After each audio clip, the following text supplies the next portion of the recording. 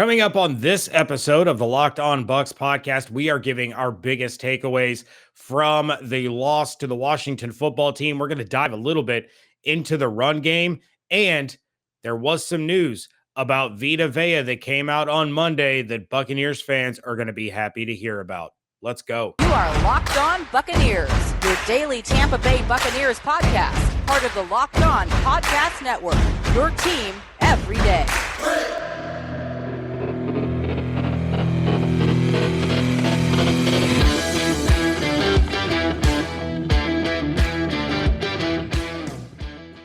What's up, and welcome to the Locked On Bucs podcast, free and on all platforms, including YouTube. We appreciate each and every one of you. Please check out the YouTube channel and subscribe while you are there. I am James Yarcho, joined as always by David Harrison. You can check out everything that we're doing over at BucsNation.com. Make sure you follow along on Twitter at LockedOnBucs, at JYarcho_Bucs, at DHarrison82, and at Bucs_Nation. As always, we appreciate you guys we appreciate you guys making us your first listen or first watch every day. That we do, James. We definitely appreciate Bucs fans making the Locked On Bucs podcast their first listener watch every day. And a little good news on Monday, James, coming in. Of course, the Buccaneers nursing the loss and then also nursing some injury scares because of Vita Vea being carted off the field there towards the end of the game. I'm not going to lie. There was a part of me, James, like as he was being carted off, I was like, well, one, he's a really big dude. So, there's a lot of injuries that you're going to cart him off on because of just his sheer size versus other guys. Two, it's also the end of the game, so there's really not a lot of reason. Like, you're not going to put him in a medical tent, you know what I mean? So you just take him straight to the locker room. Let's avoid any further aggravation. But I kind of told myself that maybe I was just being, I don't know, I was just being hopeful, right? I was just trying to like make things better than they were in my head. But it turns out, James, Vita Vea's injury is actually not as serious as it was feared to be. Yeah, you were basically like trying to convince yourself that it wasn't as bad as it looked. Whereas there were some other people that happened to be co-hosting this podcast that just kind of threw their hands up and said, of course, why wouldn't this game end with Vita Vea being lost for the season? But yeah, you're right. That is not indeed the case. It's a bone bruise with a slight MCL strain. So they're looking at 1, maybe 2 weeks of the early diagnosis anyway. So Bruce Arians said they're going to see how he does, how he's feeling, and we may see him back sooner rather than later. Richard Sherman's a whole different story. We may not see Richard Sherman again. Like I'm fully convinced at this point that Richard Sherman just got a $1 million donation to his bank account from the Bucs for one game. Yeah, I mean, and that's unfortunate, obviously. I mean, we don't know what happened in the pregame warmups or whatever. I imagine that Richard was going through his drops and his back pedals and his footwork and all that stuff, and something just tweaked the wrong way. And it's weird. You hear calf strain, you probably don't expect much, but yeah, he could possibly miss the rest of the season. So as the Buccaneers try to get a little bit healthier, I mean, truth be told, you don't want to wish injury obvious on anybody, but I'd rather get Vita Vea back if I could this season and lose Richard Sherman for the year. Versus the other options, especially with potentially Sean Murphy-Bunting getting a little bit healthier. Bruce did talk about that as well, the potential that Sean Murphy-Bunting will be back for this weekend against the New York Giants. So he doesn't really have anything determinate right now. There was MRIs and stuff that are supposed to happen on Monday, so that'll kind of bleed into that whole situation. But obviously, this team needs to get healthier as quick as possible because things are not good right now in Bucs Nation, James. We have some more voicemails. And I want to make sure that we give as many Bucs fans the platform to air their grievances and their frustrations as possible because they are doing so respectfully and cleanly so that this show can be listened to anywhere or watched anywhere. So let's go ahead and open up the floor for yet another Bucs fan who is realistic or understandably not happy. James, David, Lucky the DJ, Boise, Idaho. I just got one question for you guys. Are my expectations too high to think that this team could be able to go in and beat the Washington football team? To think that this coaching staff, which Bruce Arians self-proclaims is a staff full of teachers, should be able to game plan and get the talent out of this roster to win a game like last week and this week? Am I the one that's wrong here? You know what I see when I watch the Bucs? I see a bunch of grown men who have become accustomed to and even even, dare I say, enjoy the smell of their own fart. Every time I look on TV, I see a Buck in a commercial or a podcast or a football show. And I think that their focus has been taken off of football and they're feeling themselves a little too hard. I'm going to go into work tomorrow and make a fraction of what these players make and do my job better than what I saw today. I'm tired of the excuses. You guys, I love you to death, but if you excuse any of this performance last week and this week because of injuries or Lord knows what, it's wrong. Bruce Arians, put down your shot glass and coach this team. Todd Bowles, show some passion and fix it. Byron Leftridge, get off yourself and start calling some plays. Maybe my expectations have been too high. Lucky the DJ, thank you for calling in. It has been far too long, David, since we got a call from Lucky. All it took was getting smacked around by Taylor Heineke. Maybe the Bucs should lose more often so we get Lucky to call in more. Oh, good. It's good to hear from him. Wish it was under better circumstances. So James, I'm gonna start this off real quick. As far as expectations being too high, that's kind of a relative. It's kind of a relative question. You know what I mean? I don't know what your expectations are. Now, if your expectations are that the Tampa Bay Buccaneers should be able to go into FedEx Field and defeat the Washington football team, then no, your expectations are not too high. Honestly, they could have gone in and beat the Washington football team. But again, mistakes and errors lead to opportunities for other teams. And in this case, similarly to what happened with the New Orleans Saints, your opponent took advantage of those mistakes. So you give a little bit of credit to the Washington football team for being able to do that. As far as whether or not the Bucs are too in love with themselves, James, I mean, I think there's merit to the thought process that this team came out of the bye. They went through practice and preparation with a fire in their belly and said, let's get back right. Let's get on track. Let's play buck ball the way we know how to. They had a really good week of practice. And on their way to DC, they said, man, we're locked in. We're owning our mistakes. We had a great week of practice. We're going to put this thing on the field and we're going to run away with this thing. It's going to be great, guys. Look how good we're going to do. And yeah, I mean, and I don't want to call it cocky, but I think they expected themselves to play better. And I don't mean that in the way of we know how talented we are. I think they felt like they were going to go out there and it was just going to happen. And when it didn't, they didn't know how to react. Yeah, I mean, I could see the sense that the Bucs are feeling themselves a little bit, and maybe we thought it was going to be the New Orleans game, but maybe losing to a division rival who has a record above 500 and is in the playoff hunt wasn't enough of a wake up call. Losing to the 2-6 Washington football team led by Taylor Heineke without their top two pass rushers, maybe that's the punch in the mouth that the Buccaneers need to finally wake up. There was no reason that the Buccaneers should have lost this game, but the injuries certainly don't help. But definitely not saying that that's an excuse for them losing. There was no excuse for them losing. They should not have lost that game. Every time he turns on the TV and there's another Buccaneer in a commercial, the only ones I see are Brady and Gronk in commercials, if we're being honest. I mean, I realize the other players do like a ton of local ads, but every team does that. I'm not worried about guys doing commercials. Yeah, and honestly, most of those are done during their time off, their day off, where you kind of want them to step away from the game for a little bit. You kind of want them to go out, have a little bit of a personal life, relax a little bit. Don't go play football or basketball. Don't jump out of an airplane.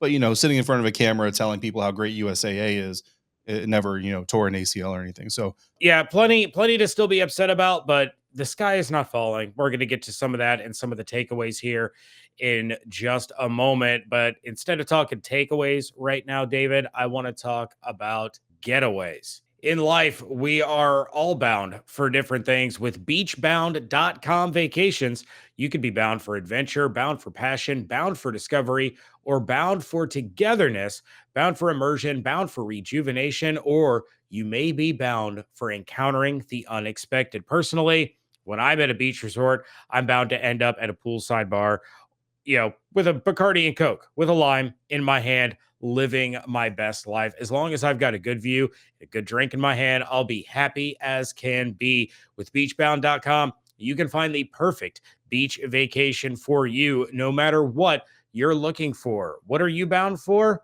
Visit beachbound.com today.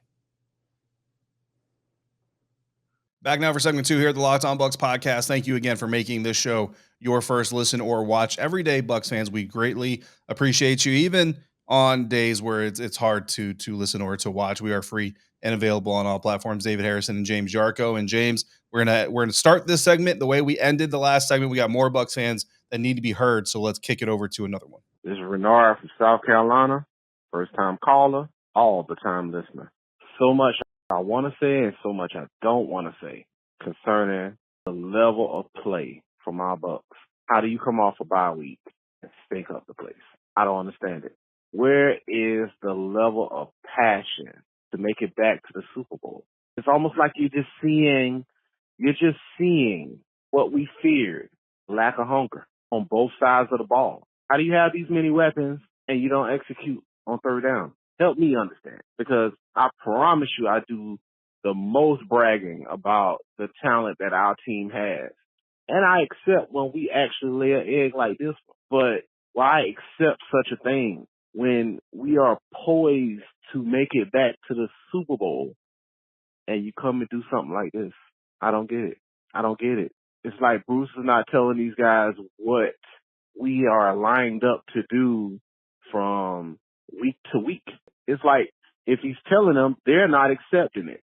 The real questions has to be answered by the guys suiting up, and what they're showing us, I'm just disappointed. I hate it for this to be my first call in, but go Bucs.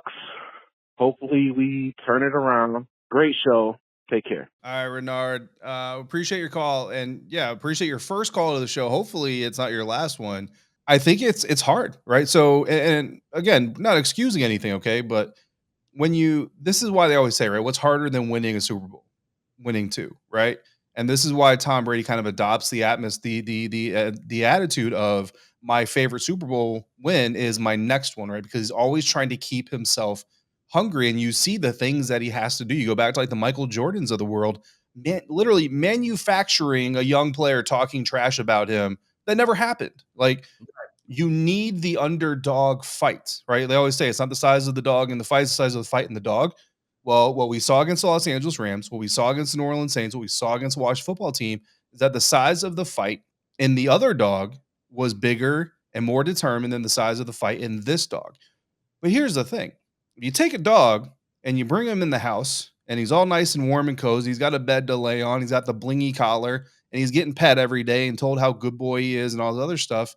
And then you kick him out in the backyard to go fight the dog that's been mistreated, unloved, had to fight for himself, had to scrap for every piece of food that he's ever gotten, and you put him in a fight, guess who's probably going to win? Not the one that's being cushioned. Yeah, it's something that my dad hammered into me for years and years was knowing and doing are two very different things. And right now the Bucs are doing a little too much knowing and not nearly enough doing. So, David, let's go ahead and jump into our takeaways. You are first up on this one. So, what is takeaway number 1 for you? Yeah, so the first takeaway, and this kind of goes into the not knowing how to respond to adversity. The Buccaneers once again abandoned the run way too early. I kind of touched on it on our episode yesterday. Said I want to talk about it today. Leonard Fournette finishes the game with 11 carries. 2 of those come at the very end of the game, literally just running out the last 29 seconds of the clock. But you take those 2 carries away, that's 9 carries total. He had 8 carries in the first half. So basically, what does that tell you? Down 16-6, 10 points on the road to an opponent that you should be able to handle. They completely abandoned the running game, and they completely turned to the passing game. Well, James, which part of the game was giving them the biggest problems on Sunday? That would be the passing game. You're leaning on the part of your game that's really not serving you anything. Meanwhile, you're leaving Leonard Fournette out there. And yes, he was involved in passing. And I know the short passing game is an extension of the run game. Got it. You know what is the run game? The run game. You know what the run game does when it's successful? It forces teams to bring their shell closer. It forces them to bring their safeties into the box, bring their linebackers closer to the line of scrimmage. It makes play action worthwhile. You know what doesn't make play action worthwhile? 1 carry in 2 quarters. Over the last 2 games, Leonard Fournette has 19 carries in the last 2 games combined. I'm not saying that running Leonard Fournette 5 times in the third quarter would have won the Buccaneers the game, but you can't give yourself a fighting chance against a defense that's playing a high umbrella defense against you. You're giving them no reason to pull the umbrella in. Short passes are not going to force those safeties closer to the line of scrimmage. But time and time again, and it goes back to last season, when the Buccaneers get behind and they get punched in the mouth, they abandon the run game, they go solely into the passing game, and it plays right into what other defenses want. Yeah, and honestly, yeah, you nailed it right there. And it's a panic move. It's a panic move that 19 carries over 2 games is not enough for Leonard Fournette with the way he had been running the ball. Your takeaway plays right into my takeaway. And it's that this team has no identity. This entire team's identity is wrapped up in last year's team. When you think they're going to be a passing team, they're a run team. When they should be a run team, they abandon it completely, as David, you just laid out, and they become pass happy. Defensively, they have no idea what they are. You can go 15 consecutive plays bringing multiple blitzes, and then they'll go 15 plays and not blitz at all, and neither one of them works. Their entire identity is tied up in the fact that they won a Super Bowl 9 months ago. And it looks like at times they're completely lost, that they have no idea what they're doing, what they're supposed to be doing. And I don't know, maybe it's people like us, more so me than you. It's our fault for saying that this team is so talented, they should go into any stadium and do whatever they want to the opposing team. And there's no actual structure and there's no actual execution because they think, this goes back to one of our voicemails. I think it was Lucky, love to smell their own farts because they could do no wrong. And they're the champs. We're more talented. We can do whatever we want. And it's failing time and time and time again. So this team needs to wake up. They need to figure something out. They need to do some soul searching and figure out who this team is if they're going to make a run like they did last year. Yeah, but like Renard said, it's going to come down to the guys wearing the pads, the guys on the field. The coaches, look, we already look. The coaches have taught it. This is on the guys on the field, and I truly believe that. But hey, Bucs fans, it may not all be good news right now. Another week is another opportunity to get better, but we got some good news for you in the meantime, and it's how you can get a little bit more cash back in your pocket. Because if you haven't noticed, gas prices, they're kind of high these days. Well, there's an incredible app that everybody who buys gas needs to know about, and it's the GetUpside app, where our listeners are getting up to 25 cents back per gallon of gas purchased using the GetUpside app. It's a free app. Signing up doesn't cost you anything. There's no membership fees, no maintenance fees, nothing crazy like that. You just go to the App Store or the Google Store and you download it for free, or Google Play. You download it for free, and when you sign up, you use the promo code Touchdown, and you'll get up to 50 cents per gallon back on your first tank of gas. After that first tank, you're going up to 25 cents per gallon. Most of the gas stations in my area, I'm getting 14 cents per gallon back every time I fill up using the GetUpside app. And again, there's no catch. You can cash out anytime, get that money back in your account, get it through PayPal, get it in an e-gift card for Amazon. Our listeners who are driving a lot are making $200, some of me are making $300 a month using the GetUpside app. So once again, download the free app, use the promo code Touchdown for your first tank of gas, get up to 50 cents per gallon back on that first tank, and then up to 25 cents per gallon after that, again, using the GetUpside app. Wrapping things up here on a Takeaway Tuesday edition of the Locked On Bucs podcast. David Harrison, James Yarcho on Twitter at dharrison82 at jyarcho_Bucs. If you're watching on YouTube, you can see those Twitter handles right down there, right underneath our made for radio faces. David, let's go ahead and get to one more voicemail before we give our second takeaway. Everything went our way on the bye, and then we turn around, come out of a bye, and perform like that? Are you kidding me? This is Yusuf out here in Phoenix. I am so disappointed. And there's a lot of things I could get into here, penalties, all these things. But why can't we stop Washington's offense on third down? Like, I don't understand. I'm not going to jump off a cliff. Don't get me wrong here, but this is getting ridiculous. I get that we have injuries, guys. I do. But to perform like that today on both sides of the ball, there's no one that gets a pass today. No one. It's time to look in the mirror and get this stuff figured out. I'm done. Not done with the Bucs, but I'm just done with my voicemail. Anyways, guys, not getting too high, but not too low either. As always, go Bucs. Yusuf, thank you for the call. And David, he must be watching the YouTube because he gave himself a cold open on his voicemail, and it was fantastic. David, I'm going to let you field this one because honestly, Yusef's voicemail plays perfectly into my second takeaway. So I want to save my reaction for that. So if you have anything about Yusef's voicemail, by all means, good sir. I mean, yeah, it's perplexing. It's inexplicable. You know, there's no excuse for it. Bottom line, there's no excuse for it. And when I rewatched the game, I noticed something from Devin White, my player of the game. Bruce Arians praised him on Monday for his effort and his performance, and said if everybody played with his level of energy, then perhaps we would have won that game. And I agree with Coach because the totality of the game was really very good.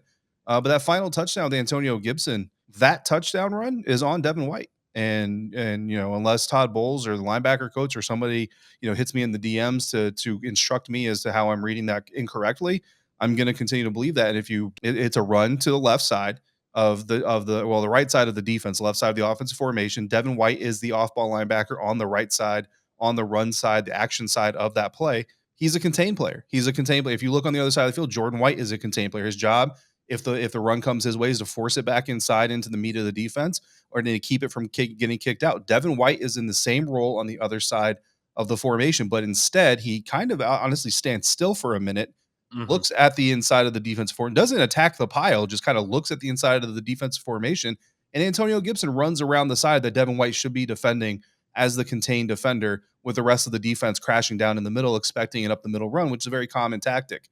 Here's the thing. Levante David is on the other side of the formation when that ball gets snapped. He reads the play, sees where the ball carrier is going, pursues the ball carrier, and nearly gets to Antonio Gibson, all while Devin White is standing about 5 yards from where the point of attack was on that run play, and never commits to the play. That one play doesn't lose the game, right? I'm not saying that Devin White is responsible for losing the game, but that is a play that if you're Devin White, and if you're going to be one of the best off-ball linebackers in the NFL, and if you're going to be a captain of a Super Bowl caliber defense, you got to get in there, man. The Buccaneers are going to get the ball back down for no timeouts, 30 seconds on the clock. Probably not going to win anyway. Got it. But your job as a defense is to give your offense the opportunity to make miracles happen. And instead, because you're a defensive cap, basically gave up on the final play of the game. They didn't even have a chance. And you'd rather have a slim chance than no chance, but that took the Buccaneers' chances from slim to none, and it's inexcusable. And it's just one example of what happened in that game. But that's a player that's getting praised, and that's a player that had a great game.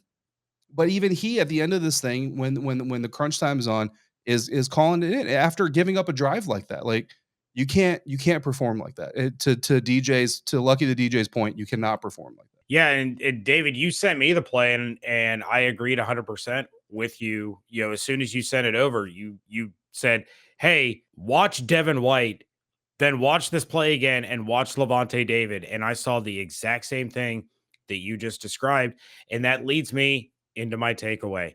This team has no leadership. We can talk all day long about the leaders among the coaches and Tom Brady being a leader. Where are we seeing this leadership on the field? Because so far, they have a couple of wins in the style that they should have wins, and that's the Chicago and the Atlanta games. Other than that, you have some squeakers. You have a loss to the Rams, 2 embarrassing losses to the Saints and the Washington football team. Where are the leaders? Where is the accountability for the mistakes being made? We've talked about it for 2 years, David. Tom Brady led teams, they always have a chance because they do, because he's supposed to be a leader. Where is that leadership? He's failing on the field as well. And it's hard to hold other guys accountable when you're screwing up too. They need their come to Jesus moment. They need something to wake them up and have these leaders speak out and say enough is enough. We saw the turning point last year. There's not a lot of time to wait for that turning point to happen this year because this team is in shambles and they're way too talented for that nonsense to be going on. Yeah, I mean, the biggest point there is they're way too talented for this to be going on, and they're only going to get more talented as some of these players come back. And I think that's moving forward. I think that's what everybody needs to remember, right? And yeah, it's something that they've got to figure out. And that's kind of my last takeaway is that Nola wasn't embarrassing enough. Losing to the New Orleans Saints wasn't embarrassing enough. Listen, I know, and I kind of mentioned this actually, James, in the episode during the bye week, where everybody said, "Look, we saw this after the Kansas City Chiefs game and the Los Angeles Rams game, and they came back and they had the fire in their belly." Da, da, da.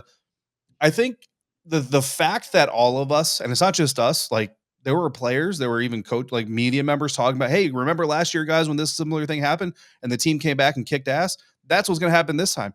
The fact that we're all looking for it, to me, was a sign that it's not going to happen, because it's, again, it's you kind of come in. That's what we're talking about, right? You come into, you have a really great week of practice, and you go, okay, everything's fine now. We're good. Like, guys, just like last year. Remember, we went through this whole thing and we had a really great week of practice then, and we came out and we kicked butt, and everything was fine. We won a Super Bowl. We're going to do it again.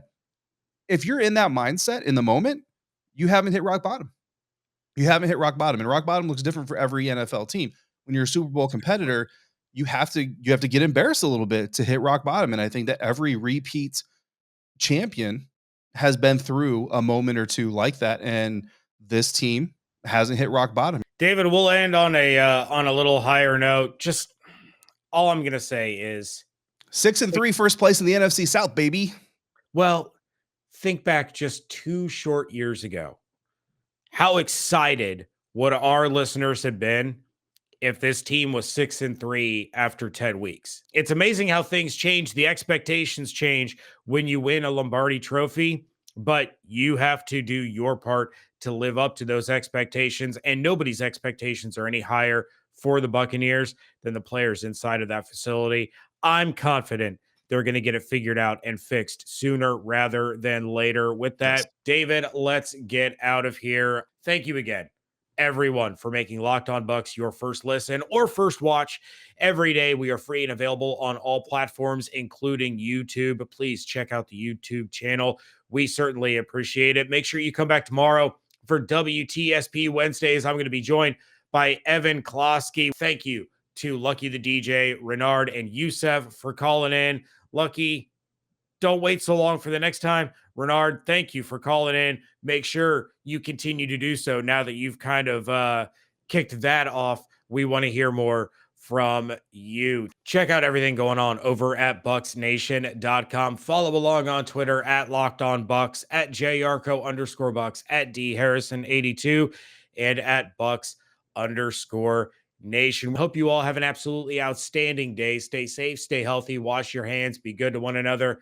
We thank you so much for joining us right here at Locked On Bucs.